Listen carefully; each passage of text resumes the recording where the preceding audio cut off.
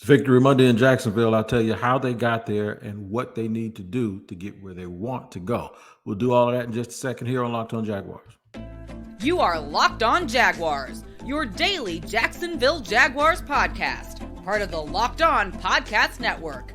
Your team every day.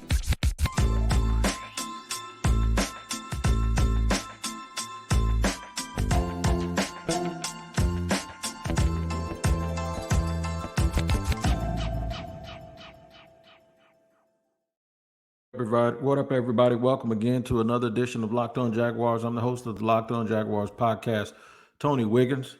We're at your team every day, and we like to thank you for making us your first listen. Quick reminder that we're free to subscribe to on our YouTube page. Make sure you tap into the YouTube page that is Locked On Jaguars. And once you get there, hit the like button, subscribe, and make sure you hit the bell so you receive notifications every single time that we drop an episode. And then if you're riding around in your car or sitting at your desk, you listen to audio podcasts, wherever you do that at, make sure you tap in every single day so you don't miss a show. What up, everydayers? I'd like to give you a shout out. Shout out to the everydayers, especially the everydayers that traveled to Pittsburgh and saw the Jaguars in the rain win the game. You could be an everydayer too. All you got to do is come back every single day, and I'll make sure to call you an everydayer. Victory Monday, they won. I don't think it was ugly. I heard some people say, well, they won ugly. No, it wasn't ugly. It was pretty to me. It was pretty to me, but I know what folks mean. It means the Jaguars made it a little harder than it had to be, and stuff like that comes with the territory. But the Jaguars win in Pittsburgh 20-10. I know you've all seen the highlights. We won't give you a play-by-play and talk about all the statistics of the game yesterday. But what I will tell you is this. They keep finding new ways to win. And if anybody remembers any of our old conversations about the Jaguars, they used to find different ways to lose. They find different ways to win. However, there's one thing that I will tell you that they are doing constantly, and that is playing really, really good defense and really, really having next man up step up. Yesterday, the next man up was Andrew Wingard. We call him Dewey. Stepped up and played a huge game yesterday in the absence of Andre Cisco, who's one of the better players on the team. But this is who the Jaguars are right now. They are going to out physical and play great team defense, and you can come to expect that week to week. So we talk about an identity. We talk about what they need to do to sustain and be good. I'm starting to think that every time we pop that floppy disk in, it's called the Jaguars, or that hard drive that's called the Jaguars. Every time we turn that thing on, what we're going to do is you're going to see a team that's ready to punch people in the mouth and physically outwhip them. So score was 20-10. We'll get to how they out physical Pittsburgh, which is something that you don't hear very often, and something you like to hear when they play teams like Baltimore later and Cincinnati, who's on the rise. They got some tough games, and the 49ers in 2 weeks after they get off of the bye week. You want to hear that the Jaguars were out physical those teams. So we're going to talk about that a little more here in the first segment. Second segment, we'll go, who knew the defense would carry the year? Nobody. There's not one person, that's going to sit here and tell me, especially without receipts, that you saw this coming, that the defense would lead the team. More of that in segment 2. And then trade deadline possibilities. Everybody keeps talking about it after yesterday. Have those priorities or have those things that folks believe will make this team a championship contender. Have they changed? I think they have a little bit, but we'll see about that when we get to it in segment 3. But back to segment 1, the physical nature of the Jacksonville Jaguars. Mike Tomlin said something. I think he said it out in the wide open while his team was chirping about the Jaguars having a quote-unquote hope defense. Mike Tomlin, their coach, was not saying that. Mike Tomlin, their coach, was trying to, and maybe instead of just having coach speak, maybe he was pulling a Nick Saban and trying to speak to his team through the media and talking about how physical the Jaguars were. Maybe he was doing that so he would have his team respond. Have his team go, oh, really? They're more physical than us? All right, let's see. Maybe he said it so that they would all take it personally. wasn't taken personal enough. Because all I hear now of Steeler fans belly aching, and all I hear now is players in the locker room talking in a microphone about how the refs did them dirty. There were one or two questionable calls, but there were one or two questionable calls on the other side. Mike Tomlin, I guarantee you ain't gonna have that coach sit here and start complaining about officiating. He's gonna talk about blown opportunities and missed tackles.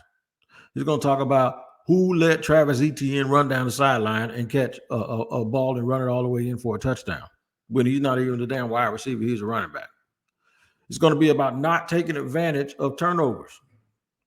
Because those turnovers the Jaguars committed, and there were 3, they all happened in Pittsburgh territory because the Jaguars were able to drive the ball down the field. At the end of the day, when somebody's punching you in your face, you're either going to punch back or you're just going to get punched. Steelers didn't hit back. They didn't hit back at all. They needed a baseball bat or something, but that probably wouldn't have helped them either. Guys like Josh Allen and Trayvon Walker and Devin Lloyd and Foy Oluokun and Dewey Wingard. Darius Williams continued his play. Caleb Vaughn even got in on the action and didn't get called for a roughing the passer, but Caleb Vaughn Chason got in on the action and slung their quarterback to the ground. They knocked Penny Pickett. I said Penny Pickett. They knocked Kenny Pickett out of the game yesterday. You can handle it, go home, man. For a team in the city that prides itself on physical play throughout the years, I'm utterly shocked at the way all of these people are belly aching about that game yesterday. The Jags won 3 in a row. Who said it? Who said that they never lost? One of the players in the locker room said, "Hey, man, I've been here since 2017 or whatever. I ain't never lost up there." And he said it in a matter of fact, like, I'm gonna tell you what I did say though. I did say my man Brandon McManus would make a big difference in the game. I talked about that last week on a couple of shows, especially on our crossover show with Chris Carter of Locked On Steelers.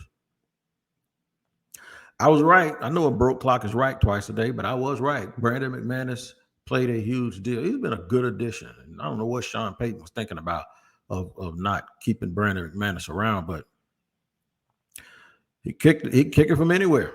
And he made a 51-yarder in the rain yesterday. That's a hard stadium to kick in, too, especially on that open end.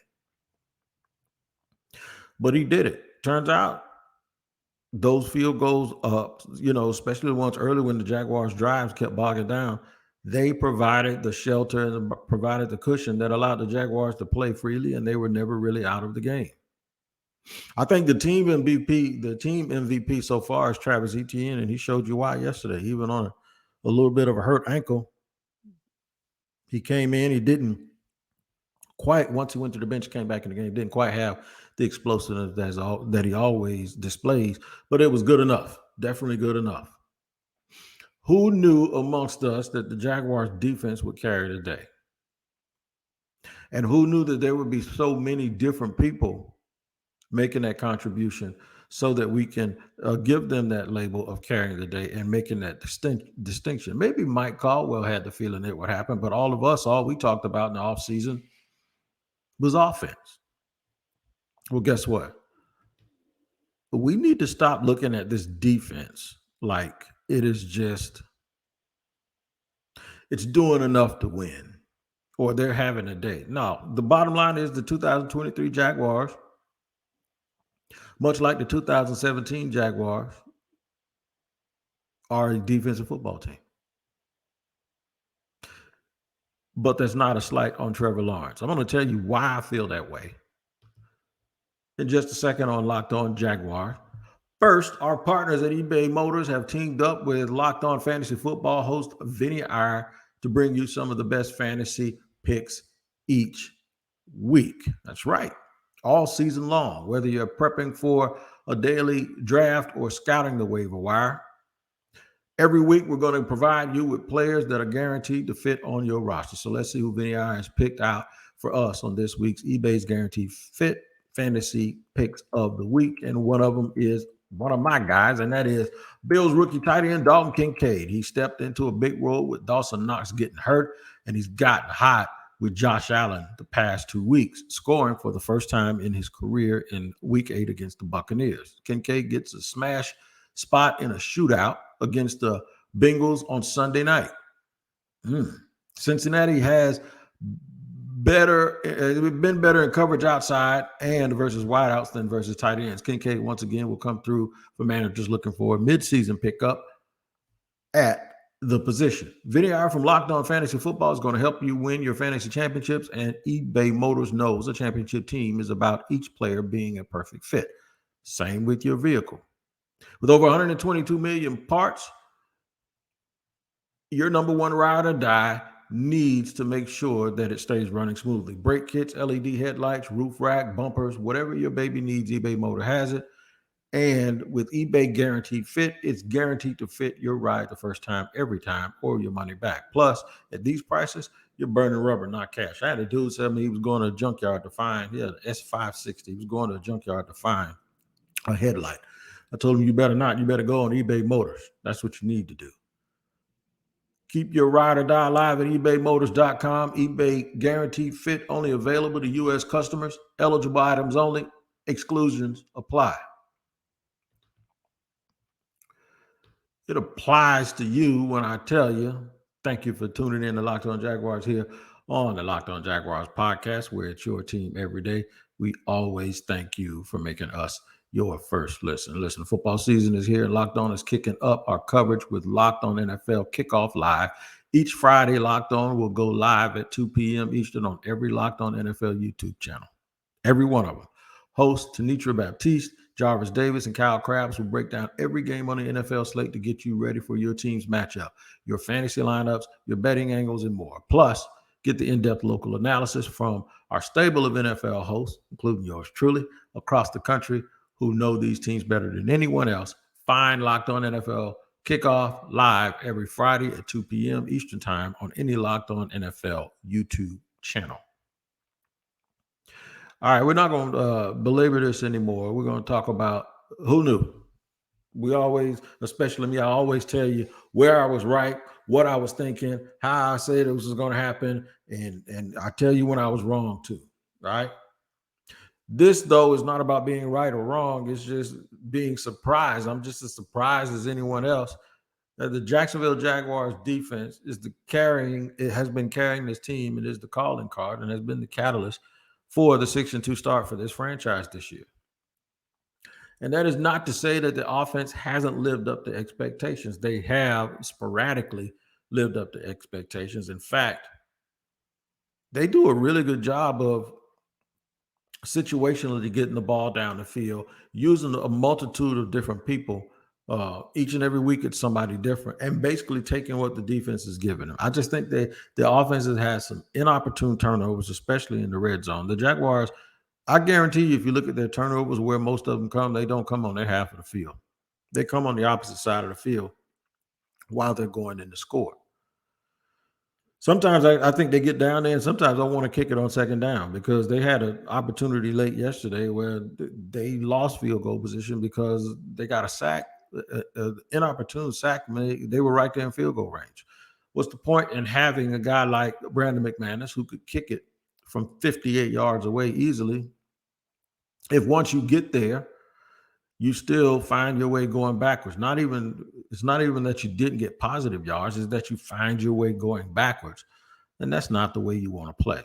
So while the offense has not been bad, and I think a lot of national people will go, especially the ones that want to come target Trevor for their opinions,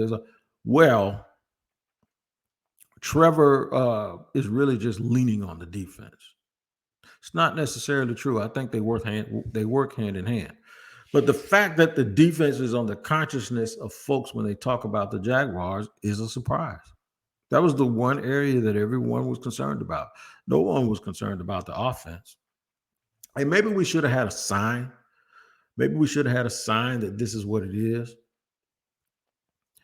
Because that defense played well at the end of last season. They had a bunch of comeback from behind wins. You don't get comeback from behind wins or come from behind wins when your defense isn't very good.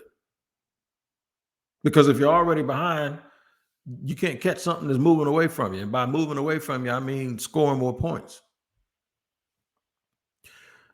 There's some things you can't chase. Can't chase something that's moving. Not in football, you can't, because you're going to run out of time. So at some point, the Jaguars score and get stops. We got to give them credit for getting those stops. We didn't give them credit last year for it. We just thought they were opportunistic. But now they're playing every single week as if they are behind. That's the defense. Sans one game, and that was the Houston game. They didn't play very well. But other than that, this defense has been, they've done it in a number of ways too. They've done it with, yesterday, the pass rush got after Pittsburgh. And one of the things that was talked about was which one of the sets of edges would have the best game yesterday. I think people were shocked that that was even a discussion. Turns out it was valid, because I think the Jaguars edges had the best yesterday. I think the Jaguars edges got the best of the game yesterday. I think all the talk about Trayvon Walker and what he was and wasn't going to do, and then he goes out and gets a sack early, and on the same drive got a holding penalty. It was third down, so the holding penalty was declined, so no one really talked about it. But I hope anyone who's watched them all year, and even the people who's watched the Jaguars all year, that have had a little trepidation about Trayvon and Josh Allen as a duo, if you watched it yesterday, while thinking about some of the things that have been said, some of the narratives that have been going around, I hope you got a little bit more clarity and understanding, because the Jaguars defense is very, very good. And one of the reasons they're very, very good is because of what those guys up front do. We have come to the point where we streamline everything through the same filters. Well, an edge guy isn't playing good if he doesn't get sacks. Nonsense. There's some guys with sacks that ain't playing well. You heard me. There's some guys with sacks that on tape, I guarantee you, drive their coaches absolutely crazy. This is team defense. This is a bunch of guys doing this all together, sacrificing numbers for the greater good. They don't allow a lot of scrambling. They don't give up the edge and forget to set the edge. They don't allow a lot of escape routes. If you play the Jaguars, you're going to throw the ball into our secondary. You're going to have to throw the ball. You're not going to run and be out here on these scramble routes and doing all of these other things. That's just not going to happen with the Jaguars. So who knew that the defense would carry today? I didn't, or carry the year. I didn't. But guess what? The offense is going to get better as guys start to coming back from injury. Walker Little's going to come back. Zay Jones. This bye week comes at the absolute right time for the Jaguars.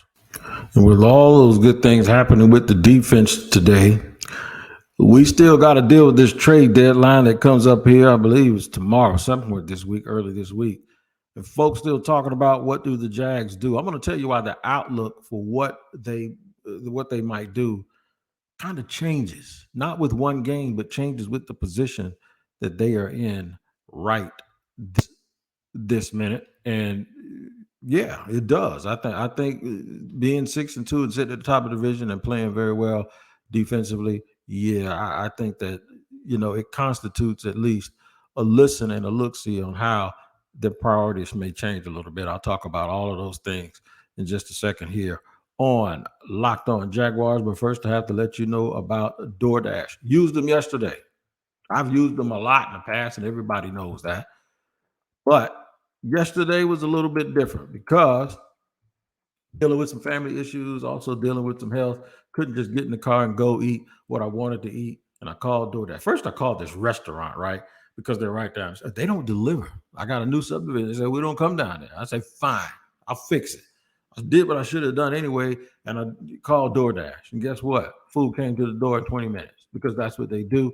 DoorDash is fabulous. I ordered me a great pizza yesterday. I don't really like chain pizza. I like regular pizza, and that's authentic, and that's what I got yesterday. So make sure you go to DoorDash and get 50% off up to a $10 value when you spend $15 or more on your first order when you download the DoorDash app or enter the code LOCKED23. That's LOCKED 23.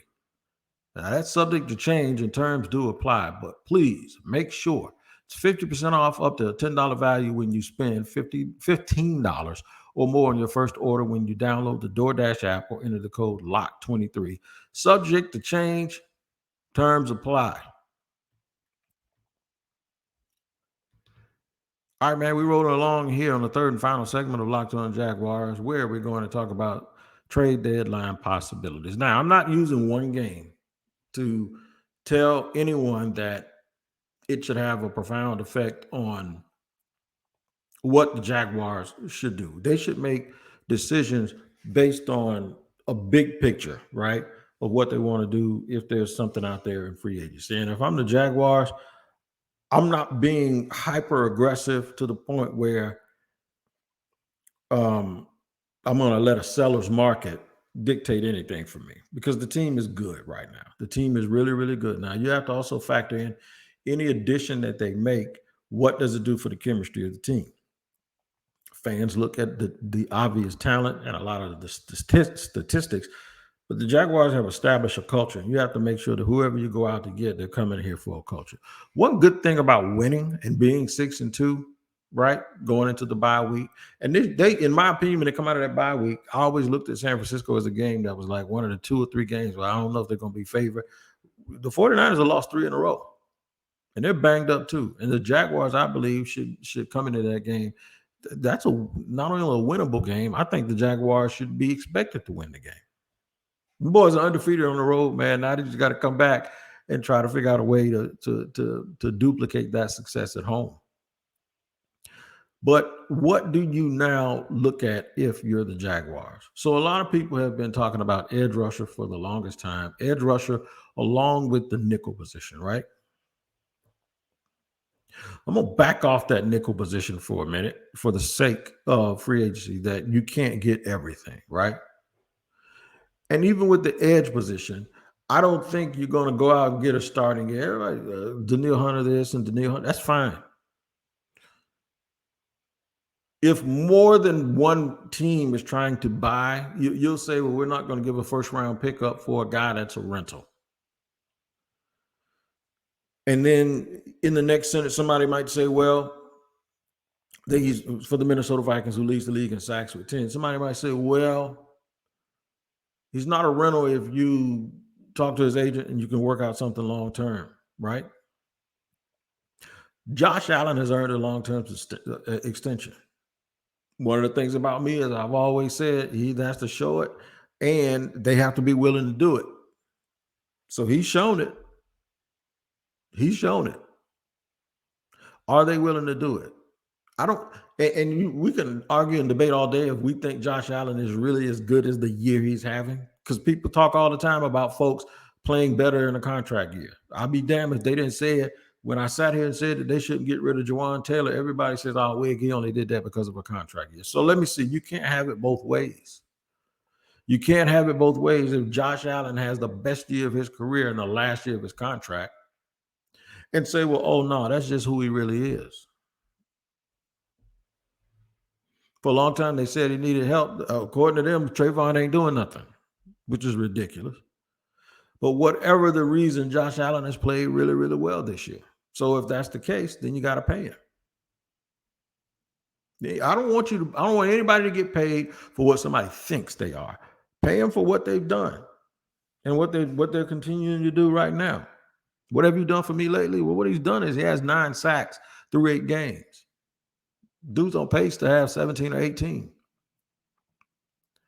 Pay him. Can't say he ain't good against the run. You can't use all the excuses to use for Yannick Ngakoue. You got to pay him. If he performs, if he has demonstrated performance, which he seems to have this year, the guy looks like he's going to be a first-team All-Pro, then you got to pay him. At some point, if you don't pay him, you're making me wonder, well, what's the deal? So if you go out and pay him, and then you go out and pay Danielle Hunter, how many teams around the league have 2 guys making $100 million? Rashawn Gary just got a 4-year, $96 million extension. It's like 107 or 117 million, whatever it was. I think it's $107 million over 5 years. That's the least that you're going to have to pay Josh Allen.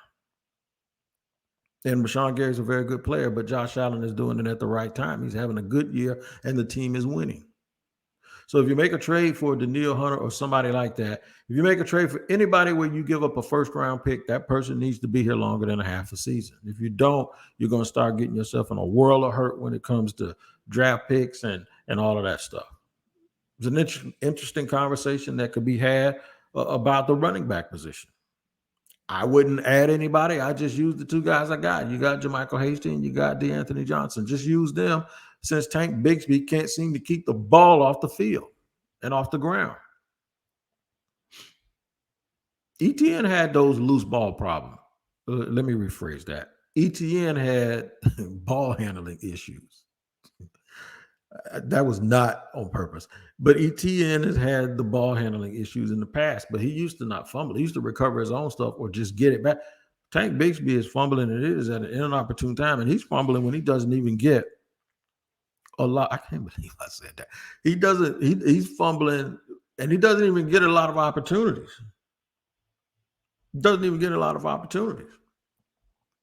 So, yeah, you know, you can't win when you got guys turning the ball over. You can't,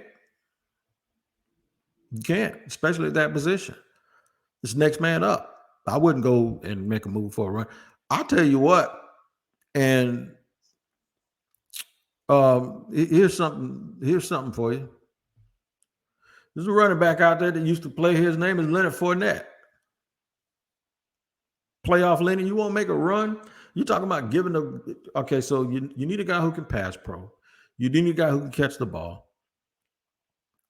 You need someone who understands his role and understands exactly what you're doing. Basically, Leonard Fournette can be your LeGarrette Blount right now. Would it happen? Don't know. I have no clue. But I'm telling you, I ain't trading nobody. I ain't trading an asset for a running back. No, I'm not doing it. 7th round pick, yeah, but if you're going to trade a 7th round pick for a guy, how good is he really? So everybody's talking about edge, talking about nickel. I'll back off nickel. Edge, if you can get someone who is, I wouldn't be trying to replace Trayvon Walker and then change his position. I'd be trying to replace Kayvon Chason. Find somebody better than Kayvon Chason for the rest of this season. Older guy, veteran. The fact that the Jaguars didn't try to sign some of these veterans in the past, you know, the guys that at that point thought that they were going to be starting and were going to sign a 1-year deal. Well, somebody else has paid them half the year. If those teams aren't winning, call those guys. Call Justin Houston. Call the team that has him. Call all of these teams that signed these players that are the veteran guys, and those teams aren't winning right now. For half a year, now will you accept the role now? You got your money from them. I'll pay you the other half. Can you come in here and help us out for the rest of the year? When you look like a Super Bowl contender, you can get people at those spots. I would focus on adding a running back off the street that is experienced as long as he's in shape, and that would be 27, Fournette. The other thing that I would concentrate on, though, I would concentrate on swing offensive linemen. Denver ain't trading all those people. The Denver's won 2 or 3 games in a row. They ain't trading all those people that were on a trade mark, on the mark. And it's hard to get people to trade linemen that's in their 20s. I'm just talking about swing guys. I'm talking about guys with starting experience that may not, because at this point it's going to be harder and more difficult, especially after the trade deadline, to get someone at those spots that can play if you get a little bit banged up. They may just go with the people that they have because they've been playing with banged up, they've been playing with teams that have been banged up, and they've had backups come in and they're 6-2. So we have to assume that the guys that have come in have done something to contribute to them being 6-2, and maybe that means, like right now, Monteric Brown's a good third corner to have on the outside. He's shown you he can do it. You can win with him out there. Everything changes when you contend, though. When you're 6-2, the outlook changes. Now you may just be looking for guys that can help you in a pinch, that can be on this run that you have towards the playoff. You're not really looking for dudes next year that you have to extend and all of that. It just might change your focus and make it more streamlined than big picture, like some of those big signings that everyone anticipates. I anticipate being back here tomorrow. I thank you guys for all of your well wishes through a very, very tough weekend, and I do appreciate it. Make sure you come back tomorrow and join me here on Locked On Jaguars, where it's your team every day.